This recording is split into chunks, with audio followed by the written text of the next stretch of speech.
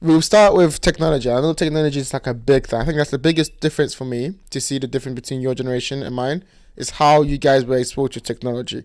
So my question is, how does using technologies like smartphones and social media influence the way you see yourself? And what does it create in people that you know and your friends?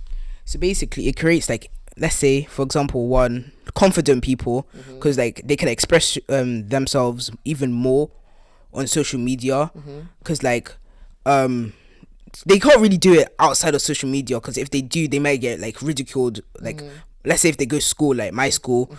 I'm not saying this happens, but people can just laugh at you or something like that. But on social media, like there's a lot of people who support you on there, like, and you can like help you just just go up, go beyond. And also it also creates insecure people, because like people might send hate, and hate might like drive you to like what Doing bad stuff. doing bad stuff, or like just make your account private only for people that you know and trust and stuff like that. What has it done for you? Is it more made you more secure or more insecure? Oh, I don't really use social media that much, but I feel a bit confident, because like let's say back in 2021, I used to try to do streaming. Back in the day. Yeah, back in the day, I got like 6 views. Yeah, but I just forgot to stream, so I didn't really pursue it like that, and I had like a really bad PC back then, so I was kind of slow.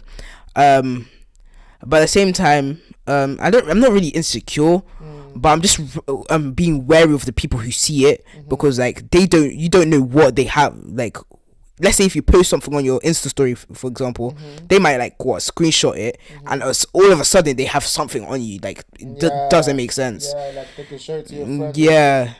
Well, your friends can basically see it, but like they can show it to like any random person. The random person can follow you and just ridicule it. Like, That's a lot.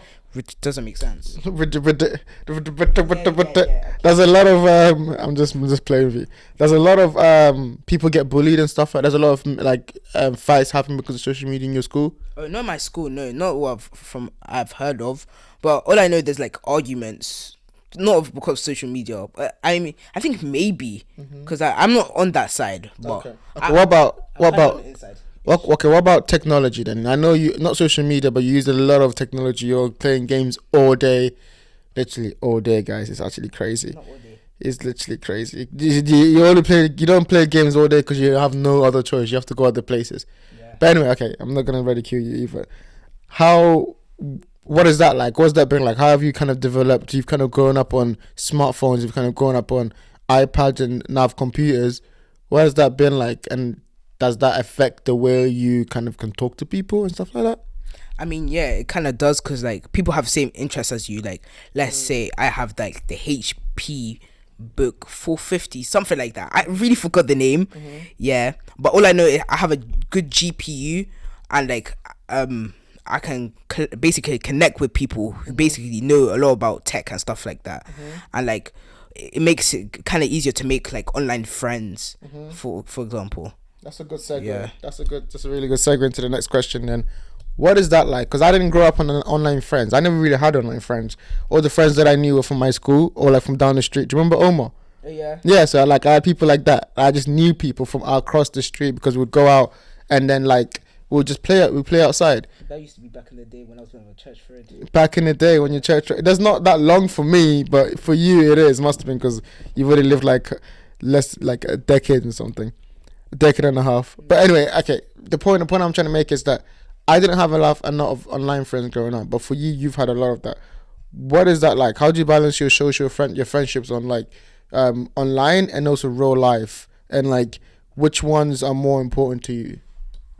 I don't really have a more important, like I love them all equally, but the way I do balance them out is like, let's say if I come back from school and I already scheduled to play something with my friend, from school, I like tell my online friend who like we've been friends for like 6 years, I have to go play with my friend for an hour, like for a bit, so I'll call you like an hour or so. And then when it's nearly time, I check the time, I tell my online friend, I'm gonna go like, let's say if it's like 7 o'clock, I'm gonna go talk to my other friend because like we need to do something together. Like I need to help him in the game or something like that. So basically, yeah. So does it help? Is it easier to make friends now? You're saying? You think or what? I mean, it depends because like if you say the wrong thing to someone online, they can take it like completely personal, and like what they could just start like arguing with you. Has that happened to you? Oh, kind of. Well, not really. Were they weren't arguing with you or like? No, we just had like a bunch of disagreements, but then we just like sorted it out and stuff like that. Okay. But it happens to my friend a lot. Do you still make like friends in person? Oh yeah, because you know how I recently just joined college. Yeah, I've made a lot of new friends because since I've like I know a guy in my class, we're like close. I met his friends that he hangs out with. So basically we're basically all one big friend group. Does it like, do you think like it's harder for people your age to make friends now because they're all stuck online and like they don't really know how to talk to people in real life? It's not really hard necessarily because like let's say they already have the skills from talking to people outside, so they can just transfer that to online. Like let's say if you're on Snapchat or Insta and someone just randomly adds you and they want to speak to you, you can basically say, just create a conversation like, how you doing, what school you like, not basically what school do you go to and I want to find you, like what courses do you study or something like that. That's so interesting. Because I think there's the idea that it's harder for your generation to do stuff because you're all kind of like, you know, schizophrenic and like ADHD and you can't really like face people, look at people in the eye. But you're saying that like actually online is actually helped you because it's kind of giving you the skills that you can when you meet people. It's like it's just you find what you two have in common, and once you do that, it's easier to just like be friends. Okay, speaking on that, then go more on that creative side. Then, what are some of the things, you know, when you're talking about skills before, like what are some of the ways that you can express yourself creatively? You know, do you think that your generation, because I know you're always online, does that help you be more creative? And then like if not, the why? Like it does basically like help you be more creative because like let's say you want to start like a YouTube house or YouTube channel with you and your friend together.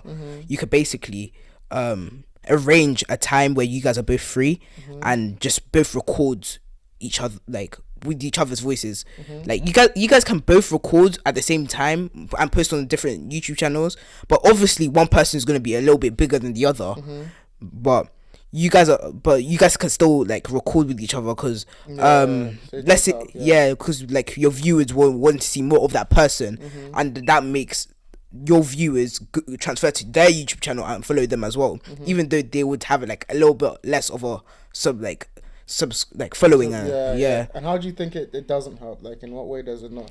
I mean, sometimes it can create arguments, but like let's say you get more people to join on like your little YouTube TikTok crusade. People might not like each other in that little circle, so that it might create arguments. People might fall out, like, and the whole thing just might cause like crumbling down. And then you have to like put out a whole heartfelt video on YouTube saying like, do